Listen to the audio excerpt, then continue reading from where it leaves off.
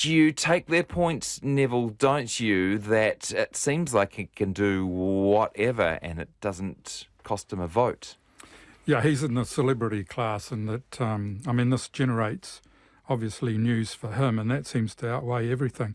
The people who read the New York Times and take that sort of investigation seriously wouldn't be the type of person you'd expect to be turning up on Fox television either. So, horses for courses here, isn't it? And how come when he's photographed, he always has his glamorous coterie of women around him? That must be a big sell for some people. Yeah, you think maybe the science... What's that, Julie? Julie thinks it's set up photo ops. There's a certain type of woman you see next to Donald Trump, isn't it, Clark? He does seem particularly particular. Those chairman's comments, though, they sounded to me more like the words of a person who's resigned himself to the fact that he is going to be our Republican candidate, and how do we put lipstick on this pig? Because they're going to have to bat everything away. There's obviously a memo has gone out to all their staffers and spokespeople to divert any negative criticism of Trump back to Hillary's emails in Benghazi. And there was this fascinating thing the other day where you've seen the recent spectacle with Trump coming out and being John Miller, his own publicist. And they had this interview with this person, and it was brought up to the spokesperson, and the person, it was like their brain had just switched and they just went, Benghazi, Hillary's emails, and just completely avoided the question. Yeah, that's right. That's when talking points get out of control. I would be a little bit suspicious too about the turn-off factor, because in the later primaries, he was getting over 50% of the Republican primary votes. And we know that these aren't sort of your die-hard Republicans, because virtually anyone can turn up at a primary in some states. And if he's getting 50% of those votes, it must include by its very definition a lot of women. I saw a poll on the weekend that Hillary Clinton is 2 points ahead of Trump on the national poll. And that's amazing, isn't it?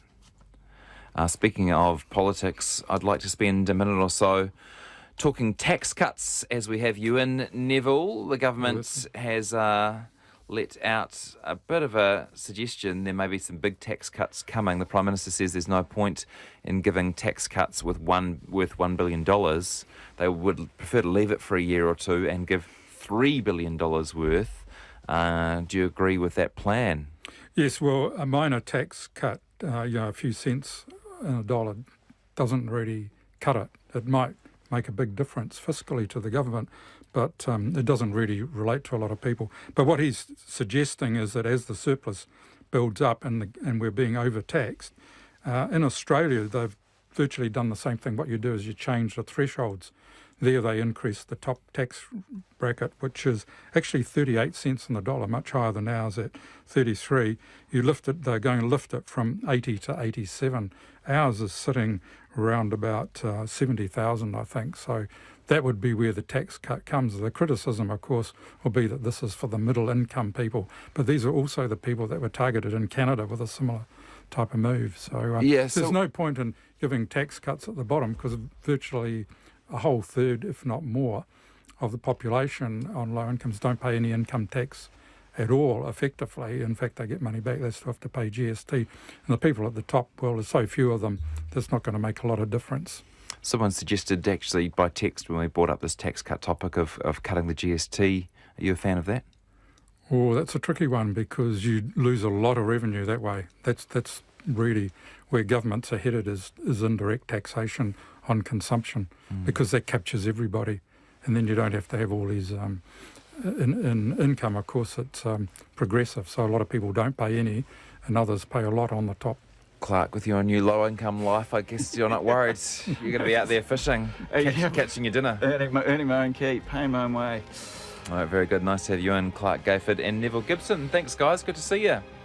And that is the panel for a Monday. As I said, I'm back tomorrow talking to a mathematician about coincidences. If you go to a second-hand bookstore and buy a book and take it home and it turned out you owned it 30 years ago, what are the chances of it happening? What are the chances of it not happening? Confused? I am. We'll sort of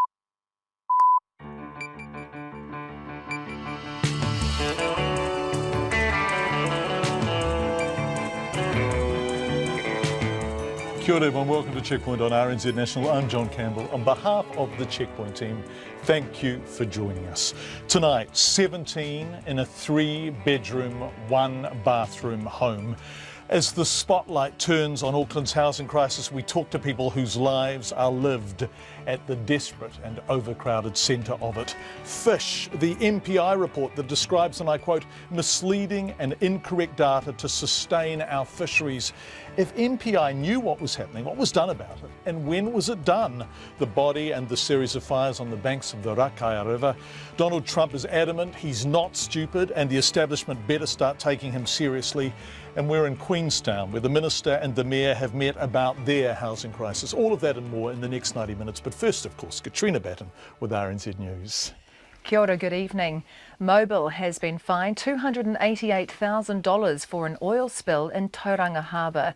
The Bay of Plenty Regional Council prosecuted the company under the Resource Management Act.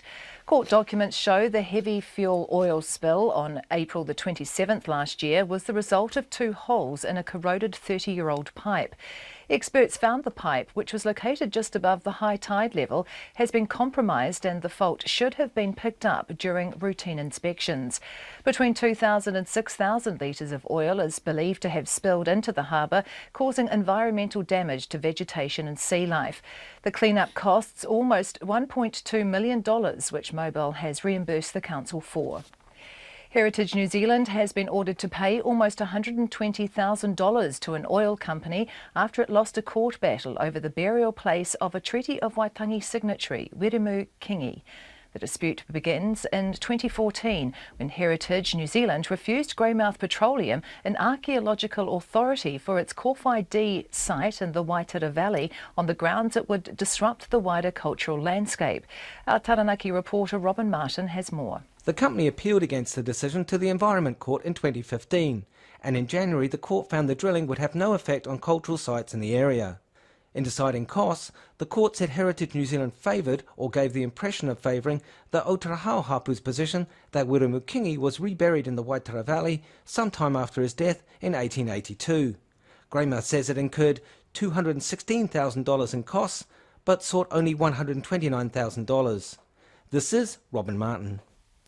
The Prime Minister says according to data the government has, from March, 428 people went to Work and Income saying they were homeless. John Key says it's not acceptable that people are living in cars or under bridges and Work and Income can help them. But opposition parties say Mr Key is completely out of touch if he thinks those people haven't asked for help already. Mr Key says the government has provided $41 million for extra emergency housing and an additional $2 million for very temporary emergency support. He says there have been a number of other changes that have been made to free up more social housing. We have been changing the length of tenancy so that if people are in a home that's too large or they can now pay market rents, we're asking them to go into the private sector. So there's been a lot of changes. I don't think the issue of somebody living in a homeless situation is new. It's been there for a very long period of time. John Key. Greenpeace says the Ministry for Primary Industries isn't fit to monitor the country's fishing stocks and its independence has been thrown into question. It follows the release of a report by the Fisheries Centre at British Columbia University that says there's been systematic fish dumping, high levels of wastage and institutionally embedded misreporting in New Zealand waters over 6 decades. The report also includes references to 2 ministry investigations in which the ministry said it had strong evidence of serious offending that could be a PR disaster if released publicly. Greenpeace's Executive Director Russell Norman says it's incredible the regulator isn't interested in cracking down on offending and appears more concerned with keeping it secret. If you have a regulator who has evidence in front of them of serious offending, the appropriate response is to prosecute those who are doing the serious offending. Greenpeace's Russell Norman. The ministry says there's no cover-up and it doesn't release reports into criminal investigations. Students and staff at Morrinsville College have been racing to ensure they'll be ready to return to school tomorrow after a measles scare. The college has been shut today to give them time to provide written proof they're fully vaccinated before they can go back in the morning.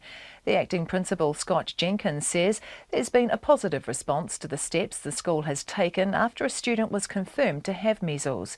He says parents are aware there is a wider collective responsibility to ensure the safety of students, and staff are also acting responsibly. There's been a lot of teachers racing around over the weekend and today getting shots and trying to find their documents, and as you'll appreciate, it's harder because of the long length of time and because some of our teachers come from overseas and they have to collect all of those as well. Scott Jenkins says he knows of only one parent who's contacted the school to say they would not be vaccinating their child. To sport, and the Crusaders halfback Andy Ellis was full of emotion as he announced his Super Rugby retirement. The 32-year-old, who played 28 times for the All Blacks, had another year on his Crusaders contract but has decided to finish his playing career in Japan. Ellis broke down as he tried to reflect on his time at the Crusaders, which dates back to 2006. Growing up here,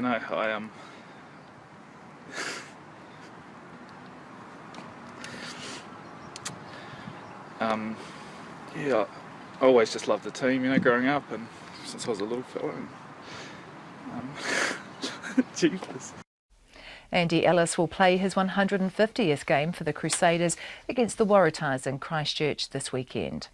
Code hopper Jared Haynes' dream of winning gold at the Rio Olympics with the Fijian Sevens rugby side could be over before it's even started. The former rugby league star has quit the NFL in America and will join Fiji's Sevens team in London for this weekend's World Series finale. However, World Rugby rules require players to be in a registered drug testing pool for 6 months to be eligible to compete at sanctioned competitions. And according to the former Australian anti-doping chief Richard Ings, Haynes' stint in the NFL doesn't fit the requirements. That's the news. Living in garages. People sort of halving their garage and having one family on one side of the garage and one family on the other. Who gets a house? That computer generates a number. A16 is the highest risk. I don't want a computer deciding on who gets a home. The advice from the Prime Minister? Well, I think if they're sleeping in a car, my really strong advice is go and see work and income, and we'll see what we can do. Bringing it home. Guy Aspinall and Susie Ferguson, Morning Report, weekdays from 6. Then on 9 to noon, 1 in 3 children is failing the national standard for reading in their first year at school, and 1 in 4 is failing the standard for writing. What is the solution? And after 10, the philanthropist who made his millions in oil and gas and is now helping save critically endangered black rhinos. Join me, Catherine Ryan, on 9 to noon after Morning Report on RNZ National. Met Service weather through to midnight tomorrow, and it comes with a severe weather warning and watch in place for many areas. I don't think it's going to be very nice tonight. Northland to Wellington, including Coromandel Peninsula, Bay of Plenty in the central high country. Scattered showers turning to rain by mid-evening with heavy falls and squally thunderstorms.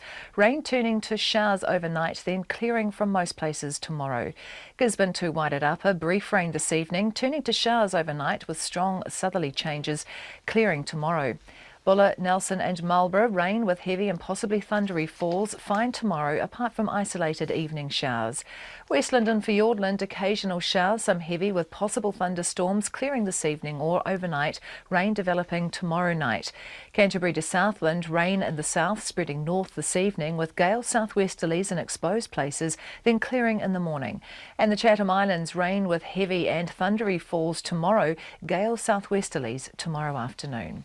It is coming up to 9 minutes past 5. Thank you very much indeed, Katrina. We do begin tonight with housing. How many people are sleeping in your 3-bedroom, 1-bathroom house tonight? 10, 12, 17. I saw examples of all 3 of those situations today, and we will go to Otara shortly. But first, the Prime Minister himself is being called completely out of touch for his comments that people living in cars or under bridges should seek help from work and income. Opposition parties say Mr Key needs to get out more as the problem of homelessness is far worse than he thinks. We begin our coverage with our Deputy Political Editor, Chris Bramwell. John Key says the data on homeless numbers isn't perfect. From the March data that we have, 2016, 428 people went to work and income and identified themselves as being homeless as the reason they needed social housing support. So in the case of anybody that is living in a car and is homeless, we would certainly strongly suggest they go to Work and Income so they can go on their behalf to Housing New Zealand. John Key says he'd be amazed if Work and Income left people living in cars, particularly if children were involved. But Labour's finance spokesperson Grant Robertson says if Mr Key was spending any time on the ground, he'd know there's a long waiting list for social housing. There are huge problems with access to emergency housing, and the reality of life for those people living in cars and garages is appalling, and the Prime Minister should be more in touch and know what's going on. Mr Robertson says while the government has put some more money into emergency housing, the real problem remains a serious lack of social housing. We're talking about a government that's sold off thousands of state houses and is now wondering why people are living in cars and garages. Government's had 8 years in charge to sort out housing in New Zealand, and they have completely failed, and they are letting down the children and the families who find themselves in these appalling circumstances. The Green Party's social housing spokesperson Marama Davidson says she knows plenty of people who are living in garages, sharing bedrooms and sleeping in other people's lounges. Because this is their last resort. They've been to all the agencies, they've been to WINS, they've been to Housing New Zealand, and they are forced to live in these situations for many months at a time until something is sorted. So they've already done what John Key is suggesting that they do. This is how bad the situation is. John Key says the government has provided $41 million for extra emergency housing and an additional $2 million for very temporary emergency support. He says there have been a number of other changes that have been made to free up more social housing. We have been changing the length of tenancy so that if people are in a home that's too large or they can now pay market rents, we're asking them to go into the private sector. So there's been a lot of changes. I don't think the issue of somebody living in a homeless situation is new. It's been there for a very long period of time. Asked whether there would be any extra money in the budget for emergency housing, Mr Key replied that what had been announced so far was a good start. From Parliament for Checkpoint, Chris Bramwell.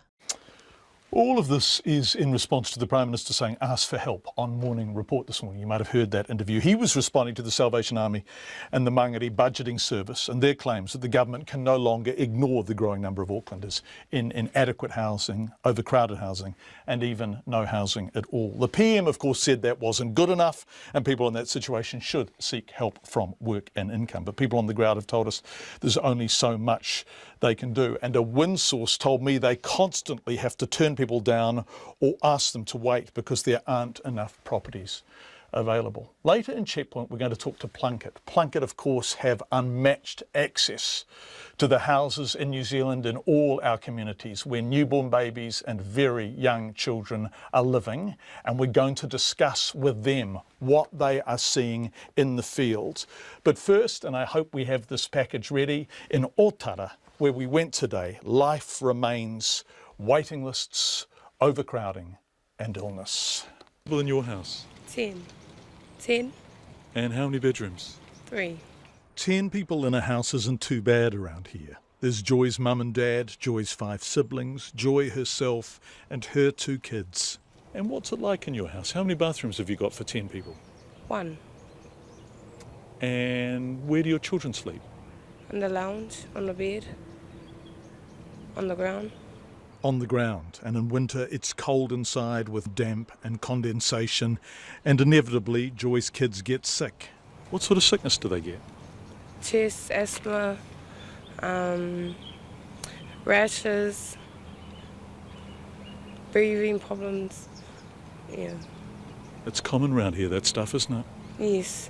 Joy dreams of having her own space, an insulated bedroom for her children, somewhere warm and dry, a rental of her own. And are you on a waiting list to get your own place so you don't have to live in a group of 10 in a 3-bedroom house? Yes, yes. And how long have you been on the waiting list for? For about 2 years. That first house we went to where there was 17 of them in there, so there was a tent out the front? Yeah. Then what? There was a tent at the front with 4 or 5 beds. There's 17 people in total living in this house, but they also had people living in the garage out the back, and they had a caravan parked there. And the mother said that some of her kids also sleep on the hallway. I'm with Jenny Salisa, the MP for Manukau East. She took me to that house with 17 people in it. They were too shy and ashamed to speak, but I saw the tent and the garage and the bedding on the floor. 3 generations of an extended family, 20 minutes down the motorway from central Auckland. It's a 3-bedroom house with only 1 bathroom, 17 people sharing that. It's overcrowding, and you heard the mother saying that a lot of her kids are sick. Many come with positive strep throat. They have bronchiolitis. With overcrowding, you have those sorts of issues. And so there are other costs to our society with overcrowding. Who's this person, Venus? This is my daughter, Faith. Hi, Faith. How are you? We met Venus and little Faith as we walked about. How many in your house, Venus? 13, 12. How many bedrooms? 3. How many bathrooms? 1. Faith gets sick all the time. Yeah. Oh, I can hear that now. You're chesty now, aren't you, little girl? Yes, you are. Wow. So what's it like in your house? How crowded is it? It's crowded, eh? Yeah, it's crowded. Very crowded. There's like so many people. Everywhere you go, there's somebody. So yeah, it's crowded. And dusty. And furry. And cold. Does it get damp? Yeah. Does it get mouldy? It's really cold, yeah. Like where the windows and then all the wetness. Condensation. Yeah. I'm standing in front of some state houses, and if you can't see them, if you're listening on the radio, they really are way past their best. There looks to be a lot of damp, a lot of rot. They really are in very poor condition, but there is a waiting list for these. If you can't get up the waiting list, if you can't get into a state house, you can go private. Now, this is one of the poorest areas in Auckland. This is a neighbourhood where money is really tight, but beside the state houses, there is a property for rent. It's 4 bedrooms, and they've done a little bit of work on it, a lick of paint. It looks like a house the owners might be proud of. But the rent for this, well, I inquired, and you can get it for $580 a week. $580 a week to live here. Now, if you work a 40-hour week at $16 an hour, which is more than the minimum wage, that's $640 gross. And this place is $580. What needs to happen? We need to have more houses. Gina Solisa says it's a crisis now, beyond the understanding of most New Zealanders. State houses are full, private properties are so expensive they're out of reach, homes are crowded beyond what's healthy. There is a desperation here now. Where are those families going to go? Where are they going to live? Jenny, do you think people who don't know these communities, who don't know Otara, who don't know Mangere, who don't know this part of Auckland, understand how bad the situation is here? I don't think they fully comprehend just how bad it is. When you see people renting out their garages at $380 a week, a garage that is not converted, a garage that is, supposed to be for a car, not for humans to live in. And when you see so many of our children come through and they're sick with all sorts of respiratory illnesses, John, this is New Zealand. This is Aotearoa New Zealand, a first world country. And yet I see this many families who don't have a place to live, who are living in their cars, working families living in their cars in New Zealand. The paper symbol.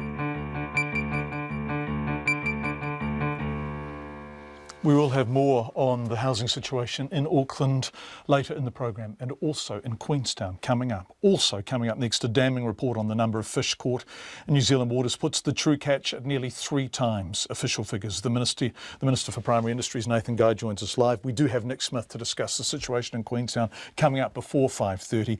And a 10-year-old boy is the talk of his school today after he came across a venomous snake on a beach in Taranaki yesterday. We'd love to hear from you in any way you choose. Do text us on 2101 or email, you know the address, checkpoint@radionz.co.nz, and don't forget our Twitter and Facebook accounts. Let's go to this fish story. A damning new report by the Fisheries Centre at British Columbia University exposes deliberate and systematic dumping of fish, high levels of wastage and chronic misreporting of catches here in New Zealand. Indeed, it paints a picture of the New Zealand fishing industry as a business with no regard for the environment and one willing to break the rules for the sake of its profits.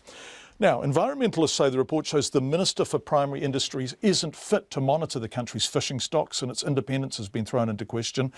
The report includes references to 2 MPI investigations which weren't made public or shown to the Minister, and says there's strong evidence of serious offending which could be a PR disaster if released.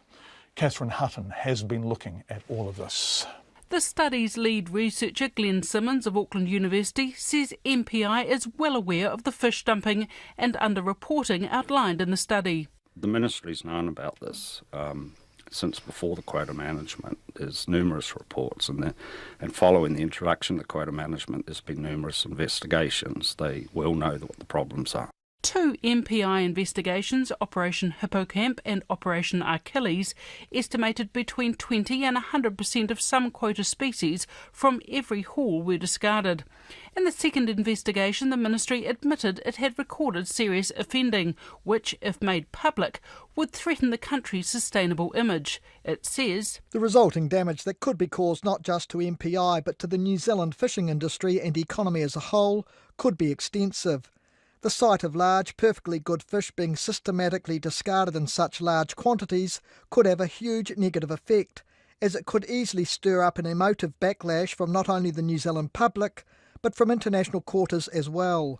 It goes on to say, this combined with the fact that we've known about these dumpings, discarding issues for many years, and would appear to have done little to combat it, would be very difficult to explain and be unpleasant at best. Greenpeace's Executive Director Russell Norman says it's incredible the regulator isn't interested in cracking down on offending and appears more concerned about keeping it secret.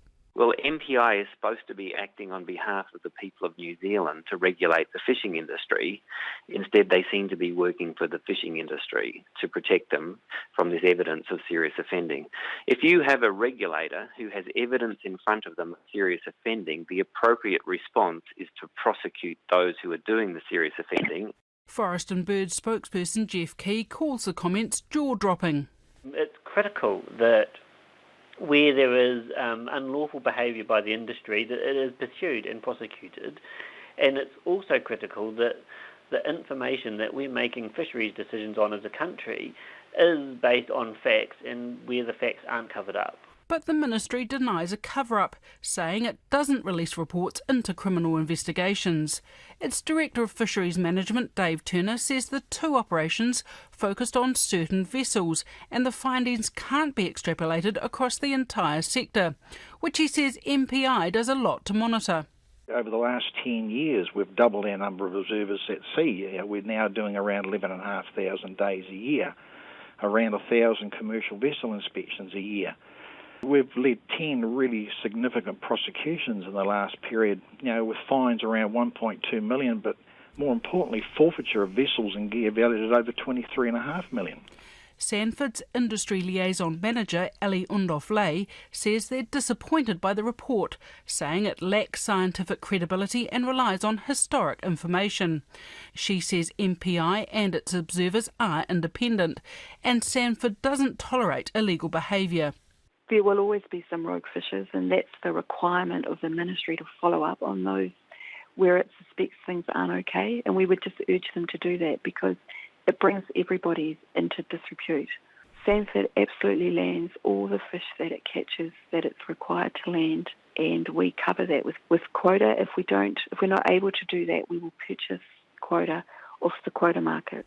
Ellie Undoff-Ley says 95% of the country's commercial fish stocks are not overfished and are sustainably managed, but the report doesn't adequately identify the number of fish caught by recreational fishers, and making this mandatory would give a more robust view of the total catch from fishing. For Checkpoint, Catherine Hutton. The Minister for Primary Industries, Nathan Guy, joins us now. Minister, welcome to the program. It's nice to have you with us. When did you see a copy of this Ministry for Primary Industries Operation Achilles preliminary investigation report? Oh, good evening, John. Great to be on your show. Before we get into that, answering that question, I'll just say I'm pretty sceptical about the claims that our fish stocks are being pillaged. This is a report that's been reconstructed right back into the 1950s.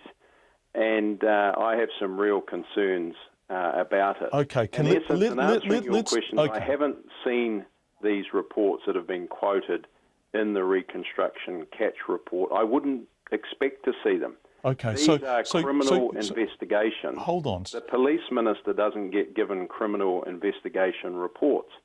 If there are any policy changes as a result of these reports, then obviously I would expect my officials to alert me to them. Okay. The Ministry for Primary Industries Operation Achilles preliminary investigation report says, and I quote verbatim, "We are relying on misleading and incorrect data to sustain our fisheries." What I would say there, John, is we take any evidence with a great deal of forward momentum. Anyone that comes forward with any information, we will endeavour to prosecute them. That's why we've had 10 successful prosecutions since 2009. I was just listening to your lead-in track there where Greenpeace and others were saying we don't take that seriously. Well, we do. Okay. We do. That can lead to 5 years in prison. Let's go back to what your ministry is saying, though, in that report, which they saw fit to not give you a copy of. And I want to read that quote to you again. "We are relying on misleading and incorrect data to sustain our fisheries." Why did they say that? They're not talking about specific events there. They're not talking about specific investigations. That is a broad brushstroke, and it's really problematic, isn't it? No, it's not a broad brushstroke. It's talking about certain vessels, and you can't extrapolate these couple of reports across the whole of the New Zealand waters. We have a very sustainable fishing stock in New Zealand. According to your own ministry, you are relying on incorrect data. Can I finish, John, please? We have 96% of our fish caught in New Zealand waters are stocks above the target level. We invest $22 million a year in independent science. A lot of it's done by NIWA. They estimate that the discard rate is around 6%. This report says it's about 50%. Well, I would say I'd much prefer to believe NIWA, who actually do the independent research. We then follow on through that. We do 2 sustainability rounds a year. I get my officials to go out and consult. Any fish stocks that are under pressure, we manage them for the long term. Okay. This is about managing our fishing stocks for all New Zealanders to enjoy in the future. If this broke this morning, and if you knew you were going to talk about this tonight, and presumably with other journalists too, and we appreciate you appearing, why haven't you read the Ministry for Primary Industries' own report? You're their minister. Operation I answered it, John. What's that? I answered it just previously if you were listening. No, but wait a sec. This has suddenly become material, because if we look at some of the other things they say, the most pressing reason for urgent action is that we have compelling visual evidence of serious offending. They go on. The sight of large, perfectly good fish being systematically discarded in such large quantities could have a huge negative effect. That's right. That's good. That's good because we're able to then follow up with 10 successful prosecutions. How do you know they were following? How do you know they followed up this stuff? How do you know that if you haven't read this report? How do you know what they're even talking about in this report? Some of them are ongoing. There's no way that MPI or the police would be releasing criminal investigations that are ongoing. They need the evidence, they collect it, they then lead on to prosecutions, they then lead on to forfeiture of gear and vessels. And we have been able to seize gear and vessels to the tune of $23 million.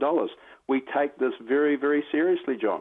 But not so seriously that you've read the report, Minister. I've just answered your question. No, hold on. No. I understand that stands in the context of why you might not have read it in 2013 or 2014. I just don't understand in the context of what's happened today and the accusations being made and what's being said about your own ministry, you haven't read it today. So you could have an informed conversation with me or other journalists or the academics who are working on this and say, I've read the report, and here's why that's not right.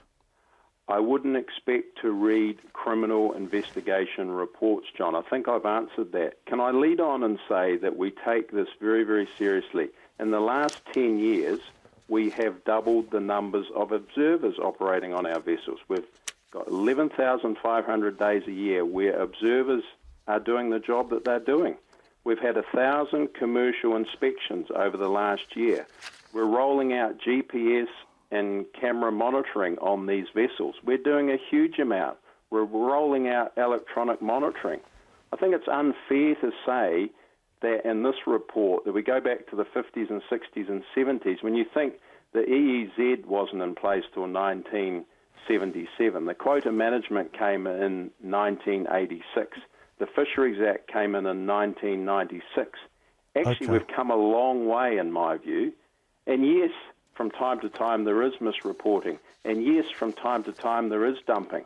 With evidence, we take a hard line, we get the evidence together, and we prosecute. Nathan Guy, Minister for Primary Industries, thank you very much indeed for joining us this evening. We appreciate your time. We're going to change subject entirely now because Nick Smith, who is the Housing Minister, is we're going to go into a track from Queenstown because the housing crisis is not restricted to Auckland alone. Now, last week on Checkpoint, you would have heard we spoke with several Queenstown tenants sharing houses with up to 20 others and paying $175 each for the privilege. On Friday, Housing Minister Nick Smith acknowledged there was a problem in Queenstown. Yesterday, he met with the Queenstown's mayor. But first, before we talk to the Minister about that, let's hear from Naomi, who describes herself as one of Queenstown's working poor. She and her partner have 2 children and both work full-time, but they can't afford to rent a house. So she and her family live in a little cabin. They're paper-thin walls. The windows are single glazing. We have changed it up a little. We have put bubble wrap as our form of DIY double glazing. There's no doors on our bedrooms. So pretty much my partner and I, we share a lounge/kitchen/bedroom, which is pretty much like a manhole on the floor to get down there. And how cold is it in the middle of winter when the southerly comes in? In the middle of winter, it's freezing. Like pretty much our windows will freeze over on the inside. On the inside? On the inside. So there's ice inside. The first winter we were here, we were lucky enough that the company has actually fixed the roof. It rained inside for the whole winter. Our pipes freeze. We have no oven, so it's quite hard to cook. You have no oven? No. So we've been here for 2 years, and it's just to have a decent meal is actually quite difficult. So what are you paying a week rent for that place? We pay $220. Which in Queenstown is just nothing, right? Yes, but what does it cost to heat it? So in probably the middle of winter, our power bill jumps from about $200 a month in summer, which is still quite expensive. But in winter, we get up to about $800 a month. $200 a week? Yeah. So that doubles your rent? Yes, it does. To live in a place that sounds basically like an icebox? Yes, exactly right. And we live right up by the skyline trees. So it's so sheltered that we get no sun in winter at all, because the trees just block it, which leaves it quite damp on the back. We get a lot of mice as well.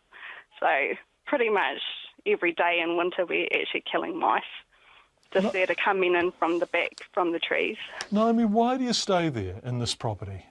Because we've got no really other option.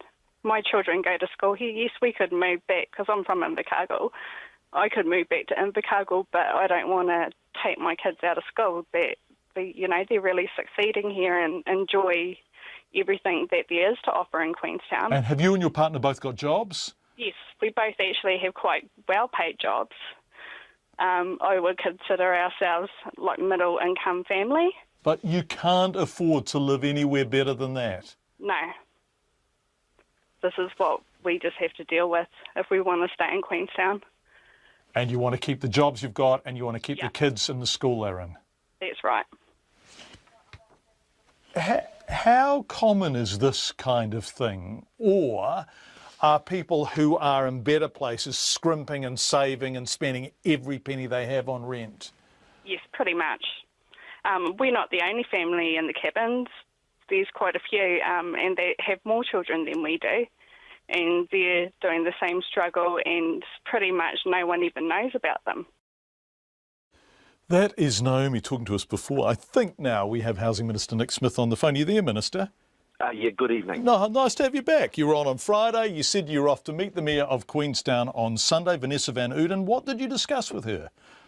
We have a housing accord that we entered into 18 months ago.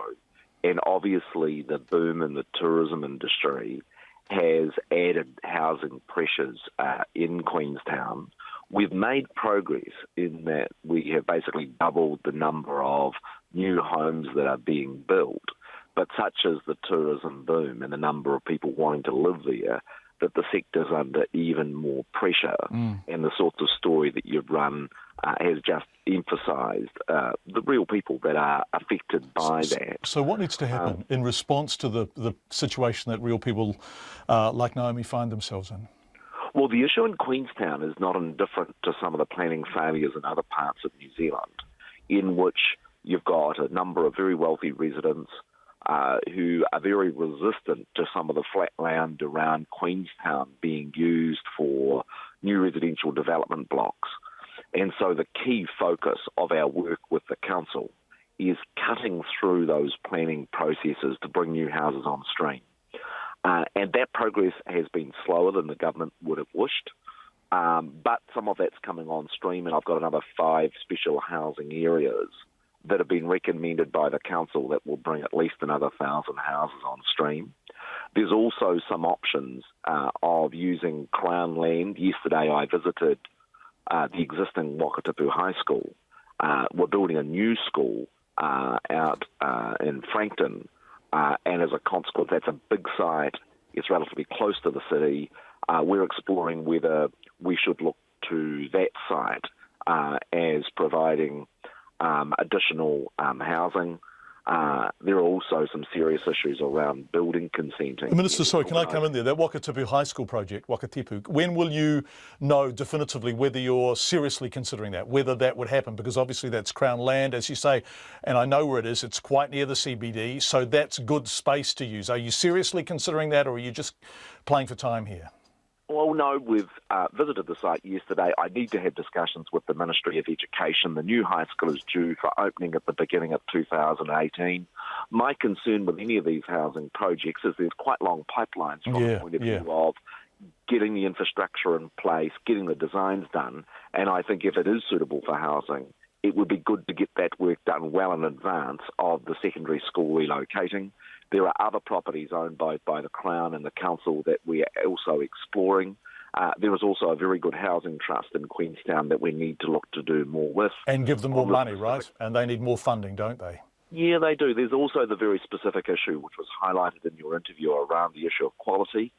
Priority, which I'm trying to get through the last stages of Parliament next week, is the changes that bring in insulation. 2 key elements, and one that I think is really important, is that it is a legal requirement for rental properties to have heating, a legal requirement for them to have cooking facilities, but nobody enforces it. And what we are changing in the law from the 1st of July this year is my ministry being able to prosecute those landlords that are not meeting those very basic standards, and of course the requirement over 3 years to ensure every tenanted property is insulated. Nick Smith, Building and Housing Minister, joining us from Wellington to discuss the very particular and specific Queenstown situation. We appreciate it. 18,000 permanent residents in Queenstown, 1.8 million tourists come through there a year. A lot of people working in the service industries earning under $20 an hour, and they really are being priced out of their own market. Quite an extraordinary state of affairs. More on the Auckland market after 6.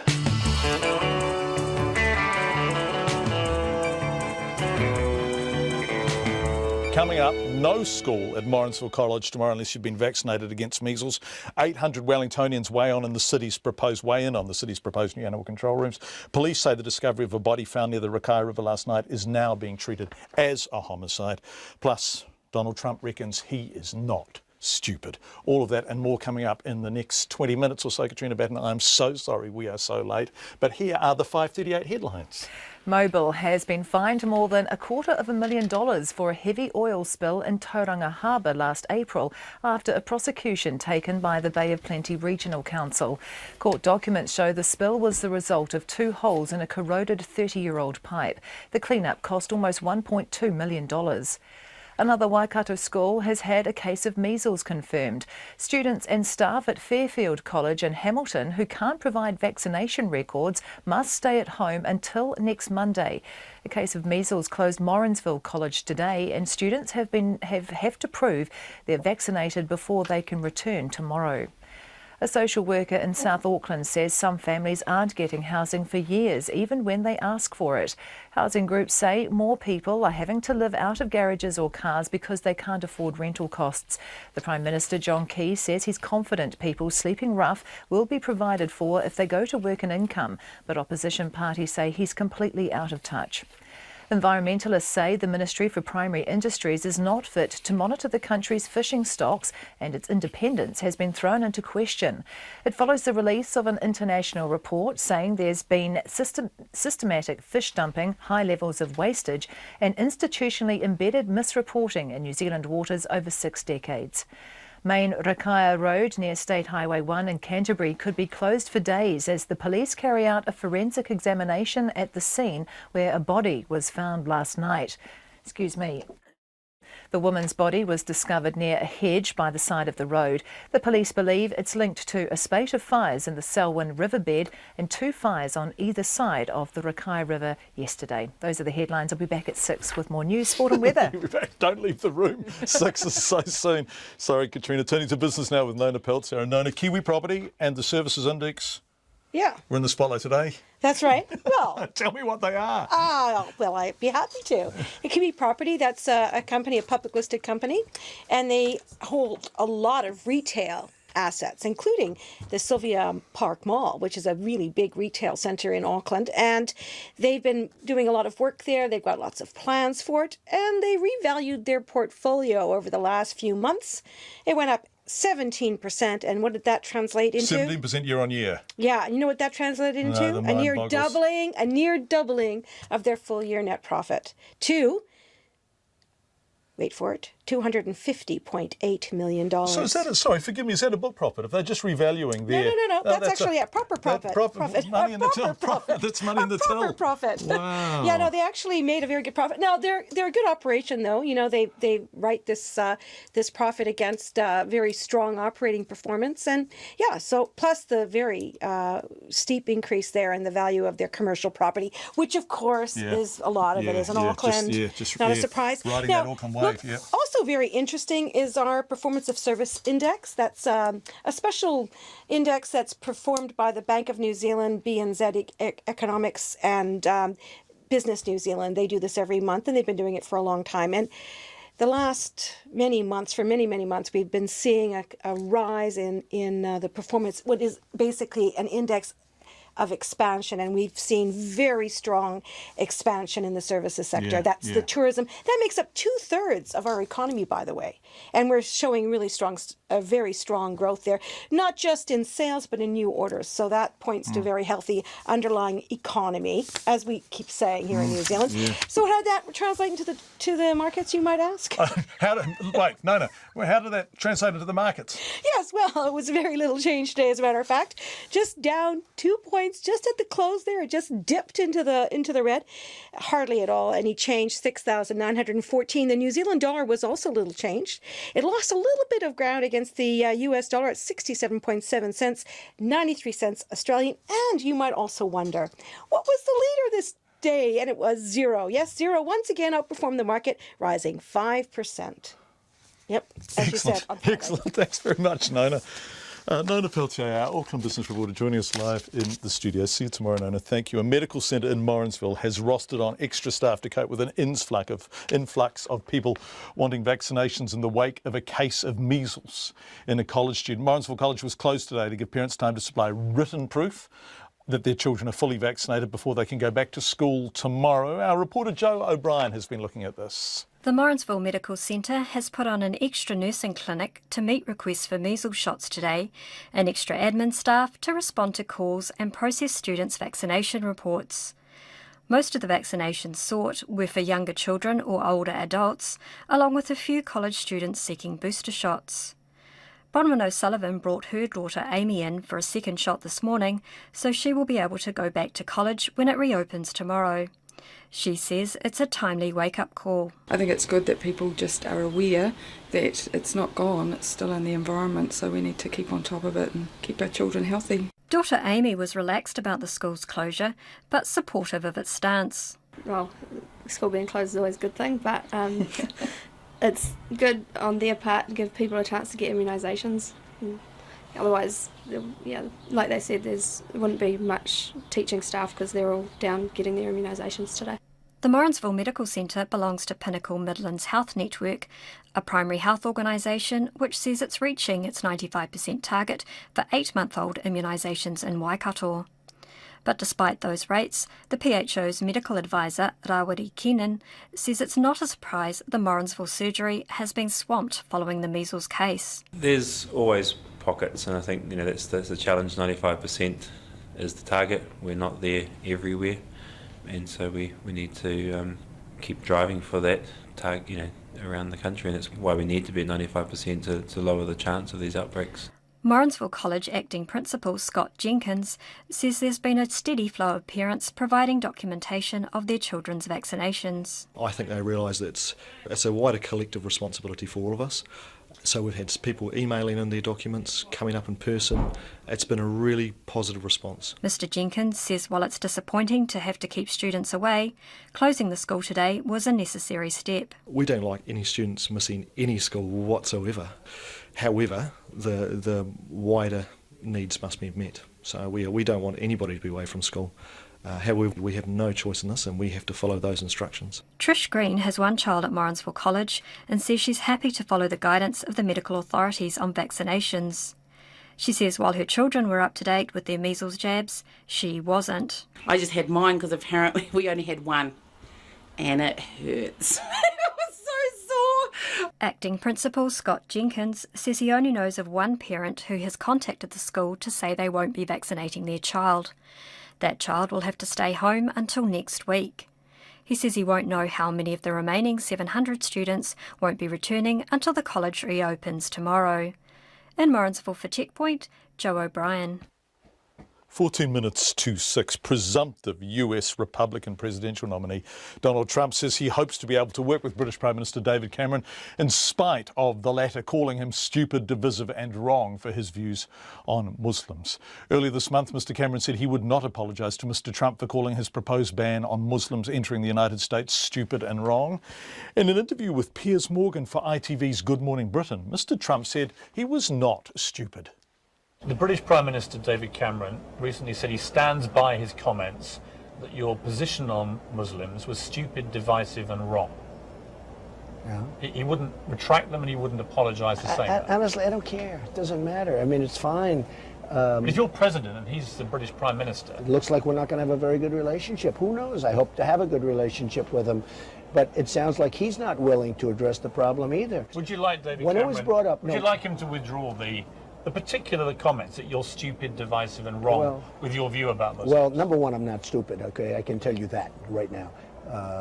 Just the opposite. And number two, in terms of divisive, I don't think I'm a divisive person. I'm a unifier. Unlike our president now, I'm a unifier. I'm a unifier, Donald Trump. Meanwhile, Mr Trump said if Britain was to leave the EU, it would have no impact on trade deals between the two countries if he was to become president. This contradicted what US President Barack Obama said on his visit to London last month when he said if Britons chose to leave the EU on the June 23rd referendum, they would be at the back of the queue for a US trade deal. With me, they'll always be treated fantastically well. Would we be front of the queue with a Donald Trump? Well, I don't want to say front or anything else. I mean, I'm going to treat everybody fairly, but it wouldn't make any difference to me whether they were in the EU or not. We wouldn't be back of the queue You for would trade. certainly not be back of the queue. That I can tell you. Donald Trump speaking to Piers Morgan. Let's head home again now. The police are treating their investigation into the discovery of a body near a hedge in South Canterbury last night as a homicide. I think this has just been announced. The body was found on Main Rakaia Road, close to State Highway 1. Police believe the discovery of the body is linked to fires yesterday on either side of the river and on the nearby Selwyn riverbank. Our reporter Sally Murphy has been in Rakaia. She's been covering this all day. And Sally, I think you're joining us on the phone now. Are you there? Yes, John. Hi, Sally. Can you just tell us what police have said this afternoon? Well, like you mentioned, a short time ago they confirmed they are treating the discovery of this woman's body as a homicide. They say that the body was found at about 7:40 last night by a member of the public who was simply driving past. Like you said, it's very close to State Highway 1. Yeah. It is down a side gravel road in a very rural area. The police are remaining at the scene. They say that the body has been removed and that it'll go for autopsy tomorrow. But they said earlier today that they could be there for 3 days continuing their investigations. Sally, do we know anything about the identity of the woman here? No, that is still a mystery. The police say that they're still working on that themselves, and like I said, the post-mortem will be done tomorrow, and so they're still working to figure out her identity, and then they will contact her family before they release anything. But they did say earlier today as well that they believe that the discovery of this woman's body is connected to fires in the area. There was about 5 fires in the Selwyn River area about 4 o'clock yesterday, and that's when a 4-wheel drive was seen close to where those fires were started. And then there was 2 fires either side of the Rakaia about 7 o'clock last night. So they're urging anyone who saw the 4-wheel drive or any suspicious activity to come forward. Any further description of the 4-wheel drive, Sally, or just a 4-wheel drive? Just a 4-wheel drive, that's all we know at the moment. Okay, but on the riverbank or near the riverbank at about that time, right? Yes. Thank you, Sally Murphy. Thanks, Sally, for updating us, joining us live on the phone with the latest on the police investigation into the discovery of that woman's body and, of course, the fires along that riverbank. Samuel Gibson, an adventurer in a really wonderful way, who suffered from brittle bone disease, has died after falling from his wheelchair during a half marathon. Mr. Gibson, who was 39, died this morning in Hawke's Bay Fallen Soldiers Memorial Hospital, surrounded by his family. Sharon Brett Kelly on this remarkable man. Samuel Gibson was born with the rare osteogenesis imperfecta and had broken nearly every bone in his body during his life. He was just 90 centimetres tall and fragile, but that did not stop him chasing his dreams. Last year, the father of 2 sailed solo across Cook Strait. He told RNZ's Carol Stiles on 1 in 5 that he never thought he would sail until he was approached by the trust Sailability. Sailing was never ever something I considered as an option, and so when Katie gave me a call, really just out of the blue at home, asking me to come sailing, I kind of said okay, just to make her go away almost, because I really didn't think it was going to work. But his first sailing experience was life-changing. I can honestly say that I've got a good amount of salt water in my veins these days, and I don't think it's going to change. It's something that once it's got you, it just doesn't let go. After just an hour on the water, he was sailing on his own. Sailing, he said, gave him freedom. I live in a wheelchair and I'm on land, not mobile at all, on my own steam. And so out there on the water, it really brings a whole new dimension to you know, that word freedom. And yeah, I'm as capable as a sailor as anyone, I guess, on the water. After conquering Cook Strait, Samuel Gibson set his sights on the Alps to Ocean trail from Mount Cook to Oamaru. He had been training for the 300-kilometre journey next year to raise money for a 2-year-old boy who has the same rare brittle bone disease when he fell from his wheelchair on Saturday. Mr. Gibson said he was no genius, not gifted or outstanding in any particular way, just really, really stubborn. I hate giving up, he said. That determination led him to co-develop his own wheelchair, made by a Swedish company and now sold worldwide. Samuel Gibson is survived by his wife Jen and 2 children. For Checkpoint, Sharon Brett Kelly. It's 7 minutes to 6 on Checkpoint. 15 in a house with 3 bedrooms. How did that happen? How many work? How many kids per mum? Any personal responsibility, says Jeffrey. Jeffrey, there's 3 generations. It's an extended family and they live together to economise and to try and save money so they can buy a house or get out of the, circle that they are trapped in. If the housing in Auckland is so bad and minimum wages are so low, you have your whole family in the same house, then why are you in Auckland? A 3-bedroom house in Wainui or Mata, Wellington is $380 a week. There are minimum wage jobs in Wellington also, says Brent. John, it's not a housing issue, it's a net migration issue. Housing an extra 70,000 migrants every year is not only putting pressure on housing, but all infrastructure. Growth policy must be sustainable, and although migration is keeping the economy afloat, the negative flow and effects are not being considered, says Nick from Nelson. Hey John, I live in Riverhead, Auckland. That's out west, out into the country out west. There are dozens of new houses going up here every day. Trouble is, none of them are priced under $800K. They seem to be selling well, but who's buying them, asks John. And Anthony says, John, 2 points about the housing crisis. One, John Key in his air bubble of optimism and delusion really doesn't comprehend the reality of some people's lives. And two, people need to take more responsibility for their lives. If you can't afford to have children, don't. People on a low income need to stop expecting others to fund their poor choices. Lots of feedback covering the gamut of responses really coming in. We appreciate it. You can text us on 2101 or email checkpoint@radionz.co.nz. We're going now to talk sport with Matt Chatterton to take us into the 6 o'clock news. Lots to talk around rugby sevens today. Should we review the Super 15 over the weekend, Matt? Yeah, go for gold. Well, I just want to review the Super 15 over the weekend because that game on Friday night, the Highlanders Crusaders, was one of the finest non-international games of rugby I've seen for a very long time. Oh, it was very exciting, don't get me wrong, and that Matt Faddis must really have got the attention of the All Blacks selectors, the centre for the Highlanders. He tore apart that Crusaders backline and made them look amateurish at the best of times. He was getting such lovely quick ball though from Aaron Smith and Lema Sopoaga. And in all fairness, that Highlanders forward pack really did show up some of, the All Blacks forward pack, because you look at the Crusaders forward pack and that is stacked with All Blacks, and the Highlanders forward pack managed to get the ball going forward, and that's how the back line managed to get across the line. So very, very good performance from the Highlanders. Behind the Canterbury fullback, Andy Ellis, he made an announcement today. He did. Former All Black, in fact, he played in Samoa last year. That's right, he did. Yeah, he played in the Samoa Test. He has announced that he's finishing his Super Rugby career this year with the Crusaders. He did have another year left on his contract, but decided that he'll finish his professional career up in Japan, where he's played the last 2 seasons. So he was very emotional, actually. He broke down in tears and they had to stop the interview for a while because he was, so full of emotion, and he really, he's playing his 150th game for the Crusaders this weekend. That is unbelievable. Yeah, for people who don't know what Matt's talking about, stalwart. This is 150 Super Rugby games. matches. So this is second only to international rugby in terms of the toughness, the physicality, the fitness. 150 times he's turned out for the Crusaders. Yeah, truly, truly remarkable. And he's and he's a really nice guy too. That's the other thing about him. That goes in his favour. You wouldn't meet a person that would say a bad word about him. He did get quite wound up in the Highlanders game. He got very cheeky. Well, he wanted to win. He He's did. a profoundly decent man. He is. Right. What else are we going to talk about? The sevens. Yeah, not a very good performance from the New Zealand Sevens. They were, hit by injuries at this event in Paris, where they lost the semi-final of the Plate to South Africa. They were beaten by Argentina in the Cup quarterfinals. So not a hell of a lot you can take out of that one.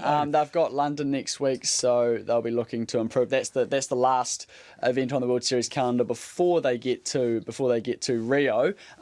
Doesn't look as though they can't win the World Series now. Fiji, I think, are too far ahead of them. But so Jared Hayne. Yes, and now that's the other news. What? Jared Hayne, Fiji. So how nutty is that? So Jared Hayne is a former NRL or National Rugby League player. He went and tried playing over in the NFL in America. It was his boyhood dream to go play NFL, and play one season for the San Francisco 49ers. Got about 8 games under his belt. I think he managed all up as a running back 155 running yards, which is okay, but never probably really got the time he needed over there.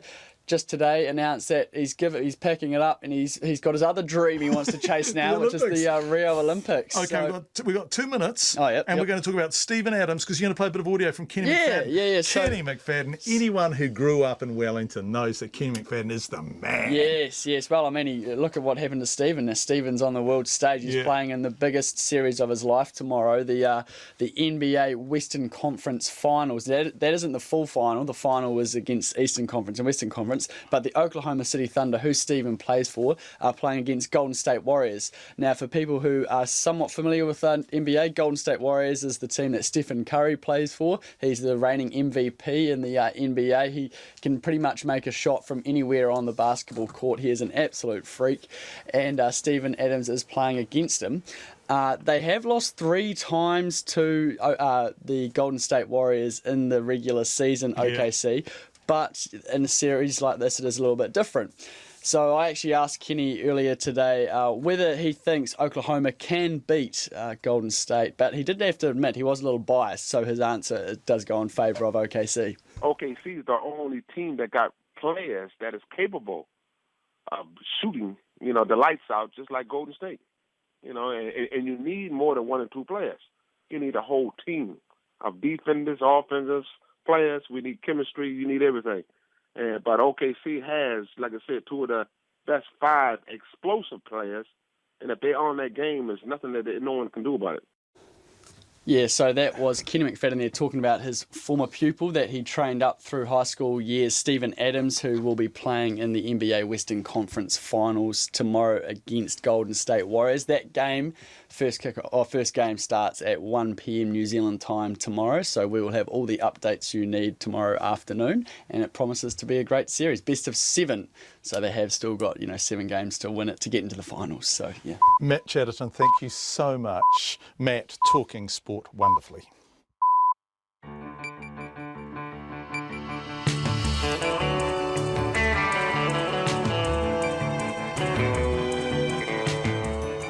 Kia ora everyone, you are with Checkpoint of course on RNZ National. It's wonderful to have your company. It's been a frantic and busy first half hour and there is more to come in the next 30 minutes. We're going to meet the desperate families calling garages home. We're going to talk to the Plunket nurses who get an insight into the kind of homes that newborn babies are returning to in Auckland. 800 Wellingtonians weigh in on the city's proposed new animal control rules. And we asked Wellington councillors about their pets. Charming Radio Plus, the 10-year-old who stumbled across a yellow-bellied sea snake, which must have been pretty exciting for a 10-year-old. But first, here is the news on time. This time with Katrina Batten. Woohoo! Ngā mihi nui, good evening. Mobil has been fined $288,000 for an oil spill in Tauranga Harbour.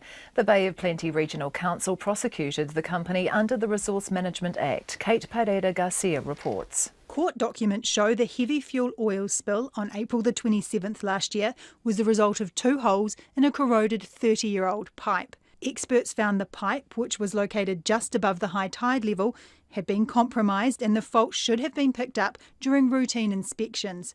Between 2,000 and 6,000 litres of oil is believed to have spilled into the harbour, causing environmental damage to vegetation and sea life. The clean-up cost almost $1.2 million, which Mobil has reimbursed the council for. Mobil Country Manager Andrew McNaught has apologised for the incident and says they've learnt from it. He says changes have been made to improve the Bay of Plenty operations. This is Kate Pereira Garcia. The Prime Minister says according to data, the government has from March 428 people who went to work and income saying they were homeless. John Campbell says the government has provided $41 million for extra emergency housing and an additional $2 million for very temporary emergency support. He says it's not acceptable that people are living in cars or under bridges and work and income can help them. Opposition parties say Mr Campbell is completely out of touch if he thinks those people have not asked for help already. And a social worker in South Auckland says some families aren't getting housing for years, even when they do ask for it. She says one of the families she deals with has been on Housing New Zealand's list for 2 years. A family of mum and dad and 7 children, and they have a 10-year-old who is disabled. They don't actually have a home, but they have 3 families who have offered them house daily. For tonight, they could be at Dad's family's house. They will spend the nights there with that family, and Dad and 3 older children will sleep in the van. A social worker in Manurewa. Meanwhile, the Queenstown Council says it's making progress in tackling the town's housing shortage. In a joint statement issued with the Housing Minister, Nick Smith, Queenstown's Mayor, Vanessa Van Uden, says the council is ahead of its targets in issuing consents for new houses. The consents were set as part of a special housing accord with the government in October 2014. Mrs Van Uden says nearly 1,000 consents for new houses have been granted since the accord was agreed. The Minister for Primary Industries says critical comments made by his officials about fish stocks do not reflect widespread problems in the industry. It follows the release of a report by the Fisheries Centre at British Columbia University that says there's been systematic fish dumping, high levels of wastage and institutionally embedded misreporting in New Zealand waters over 6 decades. The report also includes references to 2 ministry investigations in which the ministry said it had strong evidence of serious offending that could be a PR disaster if released publicly. Nathan Guy told Checkpoint the report goes back to the 1950s, before the current regulations. The EEZ wasn't in place till 1977. The quota management came in 1986. The Fisheries Act came in 1996. And yes, from time to time there is misreporting. And yes, from time to time there is dumping. With evidence, we take a hard line, we get the evidence together and we prosecute. Nathan Guy, the Minister for Primary Industries. A student at another Waikato school has been confirmed as having measles. The case at Fairfield College in Hamilton follows another at Morrinsville College, which was shut down today to guard against the spread of the disease. The Waikato District Health Board says a student at Fairfield College has been at school while infected. The Medical Officer of Health, Richard Wall, says all students and staff who don't have vaccination records will have to stay home until next Monday. Meanwhile, Morrinsville College is due to reopen tomorrow. It closed today to give staff and students time to provide proof they are fully vaccinated. The police have begun a homicide investigation after a woman's body was found on the side of a road in Canterbury. The body was discovered last night by a hedge on Main Rakaya Road near State Highway 1 south of Christchurch. It's believed the woman's death is connected to a series of suspicious fires in the area last night. The body has now been removed from the scene. However, police and specialist staff will remain to complete further forensic examinations. The road remains closed. The police say the woman has yet to be identified and a post-mortem will be carried out tomorrow. Nearly 500 properties are without power in the Wellington area. Wellington Electricity says a fault has cut supply to Judgeford, Pawatahanui and Paikakariki Hill. To sport, the Crusaders halfback Andy Ellis has decided to end his Super Rugby career this season, despite having another year left on his contract.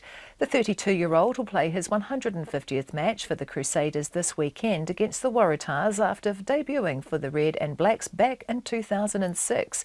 An emotional Ellis says he's announced the decision now so he can enjoy the rest of the Super Rugby season. When I was a young fella playing footy and you could have given me one game for the Crusaders, I would have bloody died a happy man, so leaving on my own terms is great. Andy Ellis will finish his playing career in Japan. Former Australian Sevens coach Michael O'Connor is casting doubt over code hopper Jared Haynes' ambitions to win gold at the Rio Olympics. The former rugby league star has quit the NFL in America and will join Fiji's Sevens team in London for this weekend's World Series final. O'Connor says Hayne doesn't have the time to adapt to the game, let alone develop the aerobic capacity needed for the gut-busting sport, which will feature at the Olympics for the first time in August. The Northern Mystics and Central Pulse will be battling for crucial points in tonight's ANZ netball match in Auckland. Both sides sit on equal points on the New Zealand Conference ladder, just above the Magic, who picked up their first win last night. That's the news. Tonight on Night's getting school kids out of the car and back on their bikes with Megan Campbell from Rotatuna Junior High in Hamilton, where 60% of the pupils ride to school. Do they ride back home again? Pierre Roudier brings us back to earth with another round of soil science, creating worm maps and working out how microbes can affect the taste of wine. And we have a window on the world of the multilingual. So join me, Brian Crump, after the news at 7. Still the right time for RNZ National. Met Service weather through to midnight tomorrow, and it comes with a severe weather warning and watch in place for many areas. Northland to Wellington, including Coromandel Peninsula, Bay of Plenty and the Central High Country. Scattered showers turning to rain by mid-evening with heavy falls and squally thunderstorms. Rain turning to showers overnight, then clearing from most places tomorrow. Gisborne to Wairarapa, brief rain this evening, turning to showers overnight with strong southerly change, clearing tomorrow. Buller, Nelson and Marlborough, rain with heavy and possibly thundery falls, fine tomorrow apart from isolated evening showers. Westland and Fiordland, occasional showers, some heavy with possible thunderstorms, clearing this evening or overnight, rain developing tomorrow night. Canterbury to Southland, rain in the south, spreading north this evening with gale southwesterlies in exposed places, then clearing in the morning. And the South Island, rain with heavy and thundery falls tomorrow, gale southwesterlies tomorrow afternoon. It's coming up to 9 minutes past 6. Thank you very much indeed. Katrina, social workers on the front line of Auckland's housing crisis. We've looked at this tonight.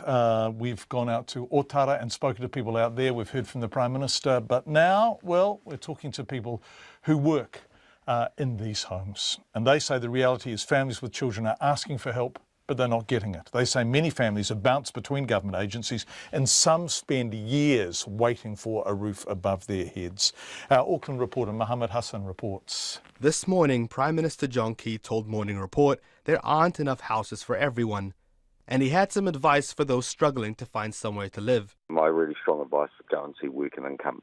And we'll see what we can do, because I think people often don't understand what's available to them. My experience of working income is they do their very best to support people in those situations, especially when children are involved. But some social workers say the reality isn't so simple.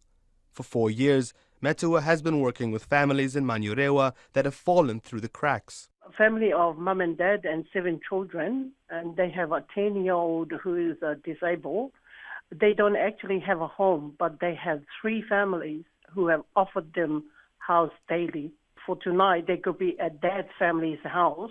They will spend the nights there with that family, and Dad and 3 older children will sleep in the van. Tomorrow, they pack up and move to another garage. They've been on a Housing New Zealand list for 2 years. Another case involves a 29-year-old single mum with 6 children who lives in a single garage where you look at the ceiling of the garage, you can see through and you can see the sky. So mum patched it up with the rubbish bag, the black rubbish bag. She patched it up, and she uses that single garage as a sleeping area for her and their 6 children. It's a cooking, and that's their bedroom, that's their house. The garage is a tiny space she has turned into a home, but a home with conditions. The owner of the garage said they can only go inside and use the bathroom before 6 p.m. After that, she's not going to open it. So this mum has gone around to the parks and public toilets to use the public toilets for her and her children. And Work and Income knows about it. Eventually, Work and Income moved her into a motel. But after a few weeks, she realized she was expected to pay them back for the accommodation, and she didn't have the money. The clinical leader for Mangere Plunkett, Rose Clark, says the health cost for these families is worrying. It's bad for everybody, but it's particularly bad for the babies because they get a lot of health conditions related to overcrowding. The garages, for example, they are really damp and really cold. These children are a lot more prone to getting chest conditions such as bronchiolitis. There's a huge amount of admissions from South Auckland for bronchiolitis. As they get older, there's a lot of skin infections, cellulitis, scabies because of the overcrowded conditions. She says for some parents, it is difficult to break out of a cycle of poverty and find regular work.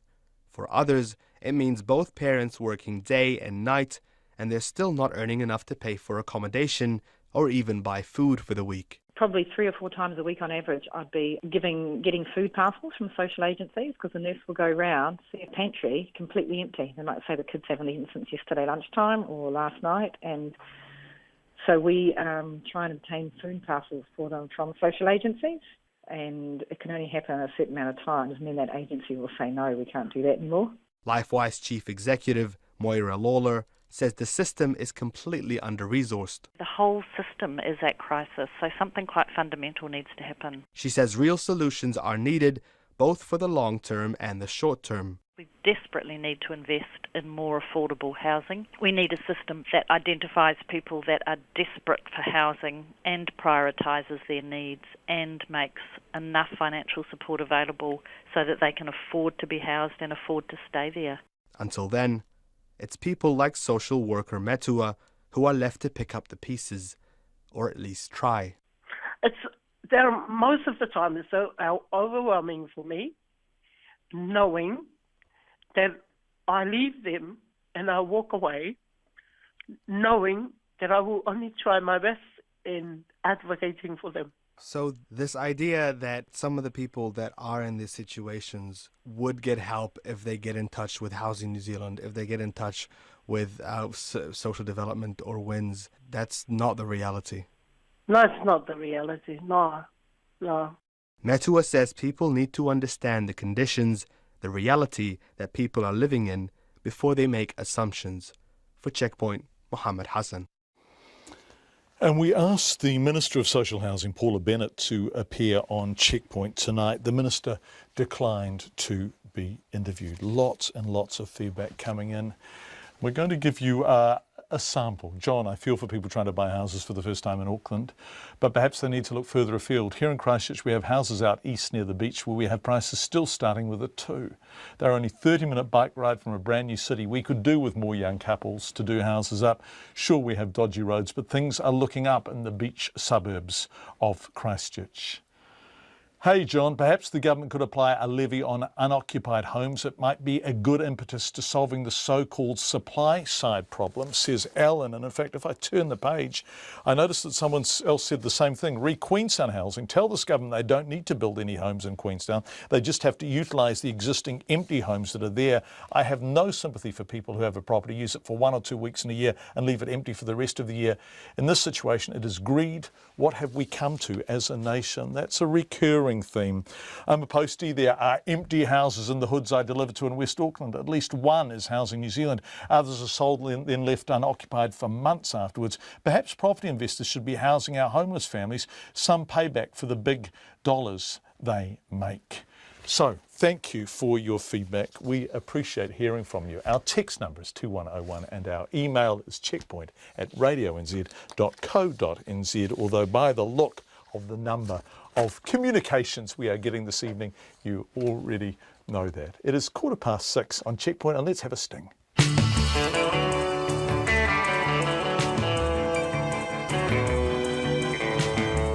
That was splendid. A Wellington woman who was attacked by a dog is one of nearly 800 people and groups weighing in on the City Council's proposed new animal control rules. Wellington City Council has been hearing submissions from the public today, and our reporter Maya Burry was there. Catherine Dunn told the council not a day goes by without her being intimidated by an unleashed dog on the running and biking tracks around Wellington. She was set upon a few weeks ago on the Red Rocks track. This unprovoked attack meant I landed on my knees onto the rocks while the owner of the dog endeavoured to put the dog back on the lead, and her friend put herself between me and the dog in order to prevent it attacking me. The bleeding of my knees would not normally have worried me. However, it is less than a year since I had both knees operated on at a cost of around $8,000 a knee. Ms Dunn's account is one submission made on the city's proposed dog policy, which looks at unleashed areas for dogs, registration fees and their access to public places. Another submitter, Forest and Bird, says the council needs to make sure its new rules will keep native birds safe. Its spokesperson, Jeff Key, says Wellington has invested in reserves to help native bird populations recover. For a lot of our dogs, some of the smells that come from our native birds can be irresistible. And so even if you are usually very good at being able to manage to control your dog might not be quite so keen to listen to you. So I think it's just important to bear that in mind. Cat management was the focus point of the proposed changes to the new animal control bylaw, which is also under review. The council is proposing for all cats to be microchipped, as well as limiting households to 3 cats unless they have permission for more. Newtown Residents Association spokesperson Cheryl Robilliard says the changes suggest neighbours could weigh in on someone's rights to own more than 3 cats, and more clarification around how that would work was needed. We wondered how the council would come to a decision that persons and properties have been affected in any way. So, for example, somebody said that, if my neighbour disliked cats, would that be a reason so they could say that they are affected? Councillor and Chair of the Environment Committee, Iona Pannett, says when it comes to the final policies and bylaws, they would try to balance the needs of all the parties involved. Most animal owners are responsible pet owners and they love them and trying to do the best that they can, and they want to give their animal the best quality of life that they can get. So they do want places to walk them, but we obviously just need to balance that with other user groups too. Ms Pannett says councillors will consider submissions before they make up their minds in August. The council will hear more submissions next week. For Checkpoint, Maya Burry. So, the council is reviewing its animal control policies, but we wanted to know, do they have vested interests? Are they animal lovers? Will they pull their punches accordingly? So, Michael Kropp, our wonderful and beautifully dressed reporter Michael Kropp, asked 9 councillors to declare to put their cards on the table. Do they own animals? Do they like animals? And we begin with Councillor Mark Peck. I'm looking after my son's cat. I've been looking after this cat for about 6 years now, so I don't think he's taking it back anytime soon. What's the cat called? It's called Redrum, and I didn't name it. Murder reversed? Well, you might well say so. I couldn't possibly comment. Do you have pets? No, I don't. I had a cat when I was a little girl, but I haven't had one since then.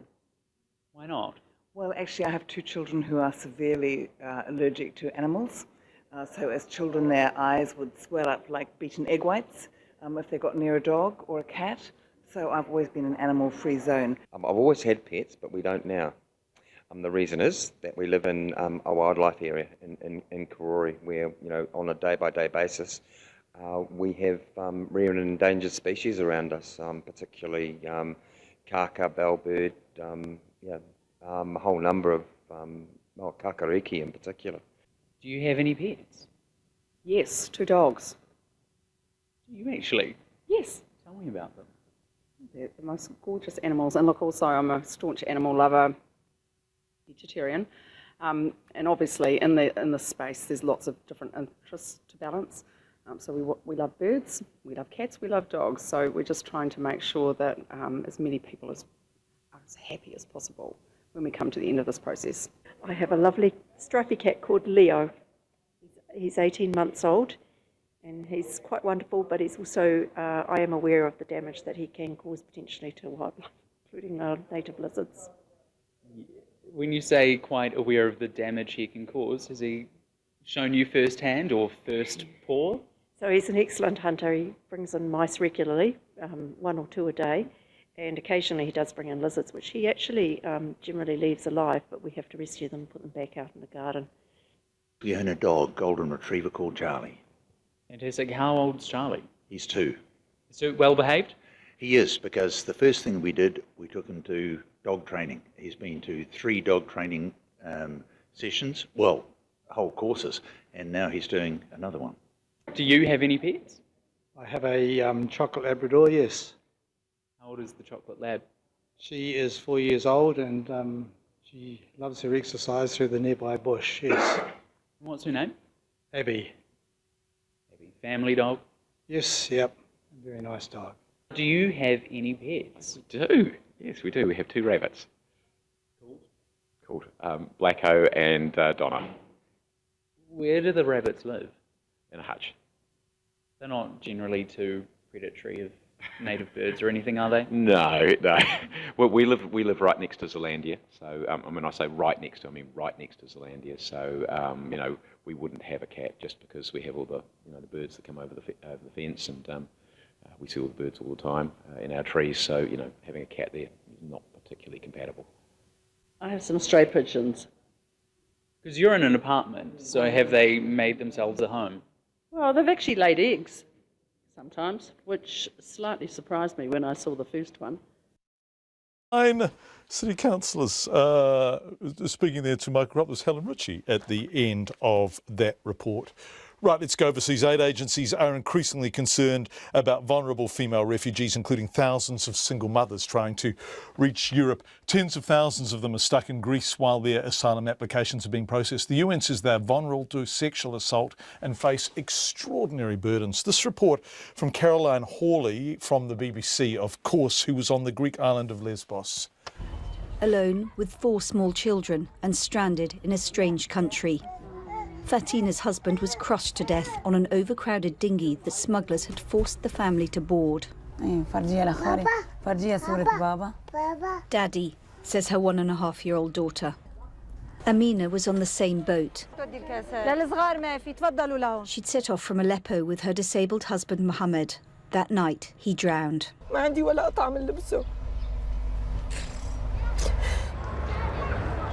Many of the women here were already widows when they left. Others want to join husbands and brothers who made the journey first. Karatepe camp is one of the safest and best managed in Greece, but aid agencies say that women on their own are vulnerable to sexual violence. Some here have formed their own support networks. Fatia and Siham met in a Turkish detention centre, forging a firm friendship and now sharing this makeshift home. Siham's husband and 2 sons disappeared in northern Syria. When her home was then hit by a shell, there was nothing left to keep her there. Her friend Fatiha and her 3 children left their home in Damascus to try to join her husband and other son and daughter in Germany. يعني أنا تركت خواتي هنيك لقيت أخت إلي هون. أنا كمان نفس الشيء. بنساعد بعض بنضحك سوا بنزعل سوا بنبكي سوا. They hope to live next door to each other in Germany, but with Europe's borders now closed, they're in limbo. Like everyone else here, they have no idea what the future holds. Let's turn now to one of the main reasons those people were forced to flee their homes, IS. After a recent set of setbacks, Islamic State militants have responded with a number of serious and deadly attacks. At least 14 people died in an IS attack on a gas plant near the Iraqi capital Baghdad. In Yemen, an IS suicide bomber killed more than 30 police recruits in a southern port. And in Syria, its fighters launched a new offensive on government-held positions in a key eastern city. The BBC's Arab Affairs editor, Sebastian Usher, considers how the group is attempting to restore momentum on the battlefields. Just north of Baghdad, a huge fireball shot into the sky as IS mounted an elaborate attack on a gas plant. The militants blew up car bombs at the gates of the facility before gunmen with explosive belts burst in. It was another reminder of a threat the group still poses in Iraq, despite losing considerable territory. Last week, IS mounted a series of suicide bombings in Baghdad that killed more than 90 people. There have been more such attacks by IS this year in Iraq than in all of 2015, a clear switch in strategy to make up for battlefield defeats. In Syria, the last 2 days have seen a big offensive against the remaining government redoubts in the eastern city of Deir ez-Zor. The group is even threatening Palmyra again. IS wants to show that it can recover momentum, even as it loses ground and its finances suffer. In Yemen, a suicide attack on police recruits in Mukalla, a southern port only just cleared of al-Qaeda, shows the widening reach of IS outside the core battlegrounds of Syria and Iraq. 26 minutes past 6. Don't forget World Watch, of course. World Watch PM with John Greaves is on in 4 minutes. The Department of Conservation is warning the public to keep a safe distance from yellow-bellied sea snakes after one came ashore on a Taranaki beach yesterday. Between 6 and 10 sightings of the venomous snakes are reported around New Zealand beaches every year. It's unusual for them to bite, but if they do, the venom can cause paralysis or renal damage. 10-year-old Lars Ferrant was walking along an Oakura beach with his parents yesterday afternoon when he saw a snake. Our Taranaki reporter Robin Martin went to room 11 of Central School, hello room 11 of Central School, to speak to Lars and find out all about it. Well, we were just casually walking down the beach we usually go, and this guy came up to us and said that there's a sea snake down there, so we went down there and my mum got quite close taking videos and pictures. And then the tide came in and it swam away and poked its head up at one point. Ooh! So what were you feeling when you saw the snake there? I was feeling really scared. Like I got like butterflies in my stomach. Like look like me. So how close did you get? Maybe like that far. Ooh, that's quite close, isn't it? Yeah. Were you aware what kind of snake it was? Did you Not at the time, but my dad knew it was one of the most venomous, but he didn't know what kind it was. Oh, and he still let you get that close? Yes. So I heard you were walking with your dogs down there. How did the dogs react to the snake? My dad kept them a wee bit far away so they didn't sniff and get bitten. Yeah. And was it moving around? How was it behaving? It was just like sitting there, looking like it was getting a 10. It's like it was waiting for like the tide to bring it back in, because it was just sitting there. And when the water actually caught up with the snake, can you explain how it kind of moved away? It went like this, like a normal snake, because its tail was flat, but when it's in the water it moves sideways like that so it can propel itself forwards. Yeah. And what did it look like? Did it have any colouring or anything like that? Well, the top was like greyish kind of colour, and the bottom was yellow.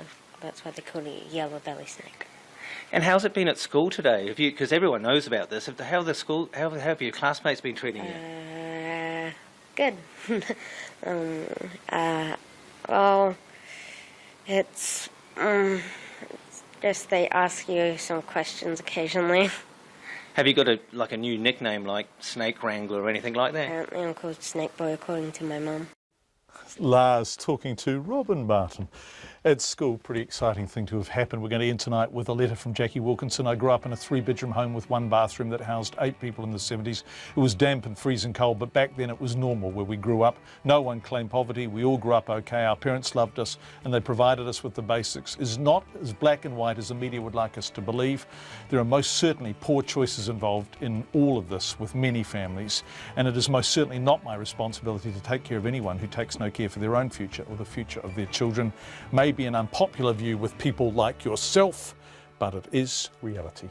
Good night. RNZ News headlines at 6:30. A homicide investigation is now underway following the discovery of a woman's body near Rakaya. Police believed it's linked to estate fires. Opposition parties accuse the Prime Minister of being completely out of touch with his comments that people living in cars or under bridges should seek help from work and income. Mobil is fined $288,000 for an oil spill in Tauranga.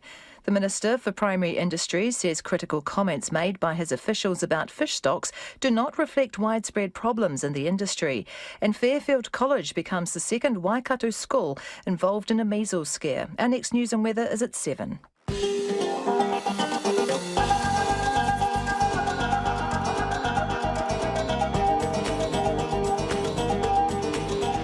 Welcome to World Watch PM. I'm John Greaves. Tonight, Nigeria holds an international security summit